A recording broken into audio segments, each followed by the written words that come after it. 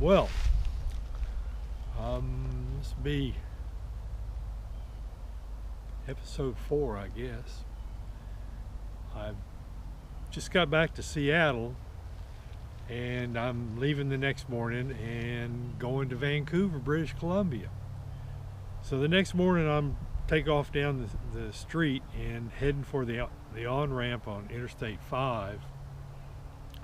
And of course I stick my thumb out as I'm going down there, and lo and behold, this car pulls over. Well, it's got a couple of guys from California in it, and they're going to Vancouver.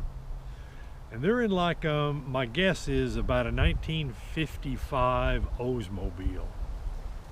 Oldsmobile 88, what those things were back then. So anyway, I climb in the back seat, and off we go.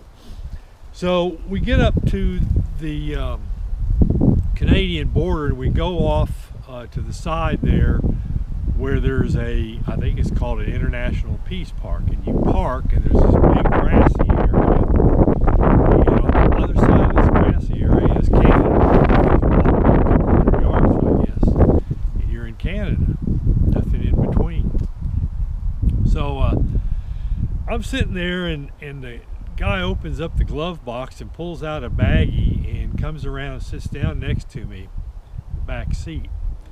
So he's got a little baggie of pot, and he's got a screwdriver in the side of the front seat, the back of it. There's a chrome trim, and he's got this screwdriver. He's undoing he's starting to undo a couple of screws. He's going to pull that chrome off, and he's going to stick his pot in there, and he's going to screw it back on and go across the border like that. And so just as he's sitting down there next to him, you know, getting ready to do that, we both turn around, and there's a border patrol guy standing there. And just as he sees that border patrol guy, he drops that pot, kicks it under the, drops it, kicks it under the seat, under the front seat. And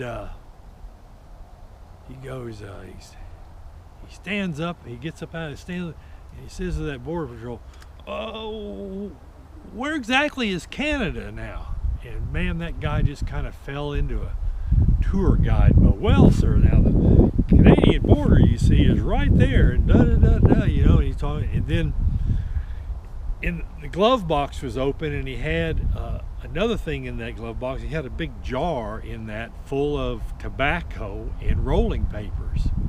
And that caught the border patrol guy. Like, "Whoa, what's this? What's this?" And he goes in there and he pulls it out, and he sees it's tobacco and lets it go, and he leaves. That was it, And I'm just over there like, whoa, man, what's happening here? So we drive on to the border, and I probably should have just got out, is what I probably should have done, but I didn't do it. So I kept riding with it. We got to the border, and they pulled us over, and we had to go inside, and we were in there for a while. I don't remember exactly. I think I was just like sitting there in the waiting room kind of thing. And finally, a Canadian border official came over, and I went back into his office, and he asked me some questions, how much money I had and where I was going, and how long I was going to stay there. And so he said, based on how much money you have, and he wrote this pass, I don't know what it was, this deal, and filled it all out and gave it to me. And he says, you can stay, I think it was 10 days, and then you need to leave, and when you leave, you need to turn this in. And I said, okay. Now we got the Air Force out today, doing a little training. Anyway, so, and he says, you probably ought to just go on. We're not sure that these other two guys, we're going to let them come into the country. And I go, okay. So I was there for probably 2 hours in that border place. So I walked out and started hitchhiking, and I finally got a ride to actually I think I was going to Richmond, which is another suburb there adjacent to Vancouver. And that's where I had some friends, and so I ended up staying there for 2 weeks. And no, I ended up staying there a week. And so some of the things we went to the was it the Capilano suspension bridge? It's a kind of a tourist thing. It's really built up and everything now. There was only the one little bridge there. Now they got skywalks and zip lines and all that kind of nonsense. But anyway, went there, and then my friend had to go to court over in, I believe it was over in Chilliwack, over to the east of Vancouver. So I went with him to court, and that was kind of interesting because it was more like His Majesty's court. You know, the people in there, the judge and stuff, had the powdered wigs and stuff like they have in England, and I didn't realize it was kind of His Majesty's court kind of thing. So that's kind of interesting. He had been camping someplace over that way and gotten his Coleman lantern stolen, and I think he was a little bit had a few beers too many. He started raising hell about it, and they got him for drunk and disorderly and wrote him up this fine, and he had to go to court about it. So that's what happened there. So that was it. Kind of another thing that was happening at that time is that was when there was the 747 jumbo jet, first jumbo jet. It was a big thing to see these huge airplanes. It was, and so sometime during the week, maybe it's twice a week, I don't remember exactly, but a 747 from Hawaii would come and land, and all these people would show up at the end of the runway and park and wait for this plane. So one evening we went there and watched this plane come, this 747 come in, and we went down to a kind of a rundown part of Vancouver, and they were building on it, and they were turning into a thing they would eventually call Gastown, which is a big kind of a touristy area now. So after the week was up, that was kind of the high points of that week, and after the week was up, I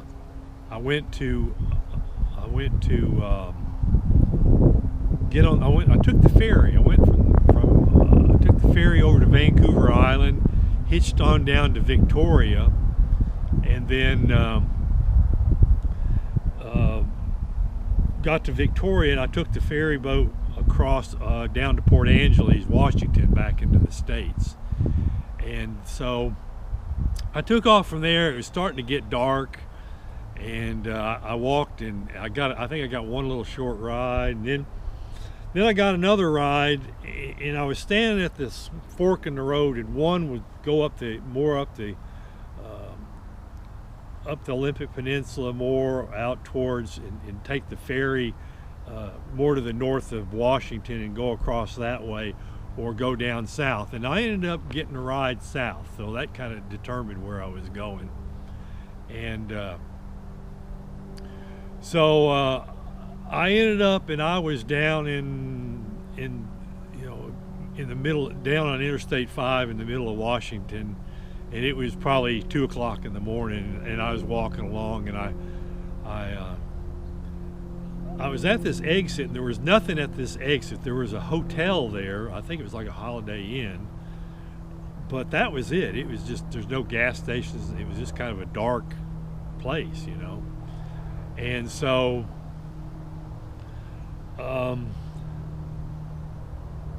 I was trying to decide. I tried to go there. The road went down and dead ended by a river, and I went down there and tried to go to sleep, and a cop came up and said there's no camping around me.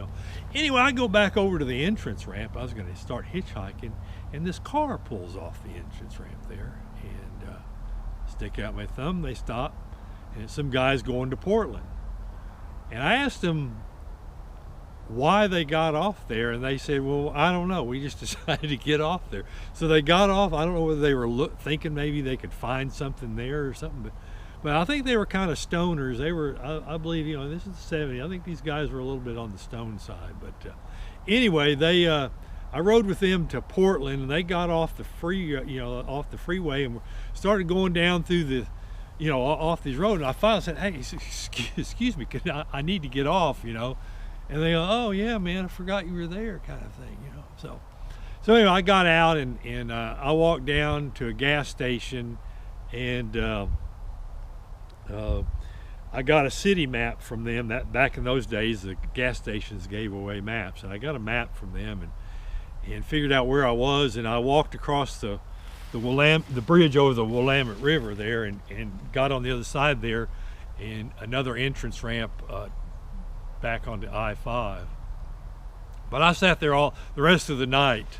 Nothing happened. I was just trying to get a ride. Nobody was getting on there. Well, then as it got the sun rose, just as it got daylight, I went, wow. And remember, I've been saying how until I got up to the Glacier Peak Wilderness, I hadn't seen any mountains. Well, boy, it was a clear sky, and there was Mount Hood, which I was just astounded when I saw the snow-capped peak there. So anyway, went on, finally got a ride, took several rides, and ended up getting a ride down to Sacramento, and got there at night again. And a guy took me down by the river there, and there's all kinds of people camped out down there, and I spent the night there.